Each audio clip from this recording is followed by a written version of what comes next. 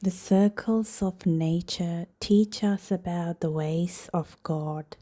Each season teaches us about God's faithfulness, purpose, and the rhythms of our spiritual journey.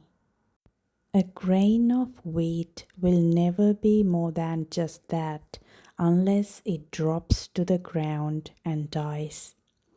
In its dying, it sprouts and produces a great harvest.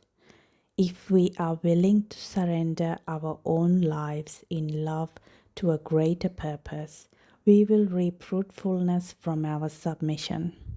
We cannot hold so tightly to our own comfort, trying to preserve our life as we know it, that we resist the changes that come with time.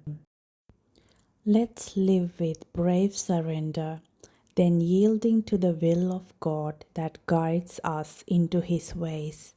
Nothing goes wasted in the fields of His kingdom.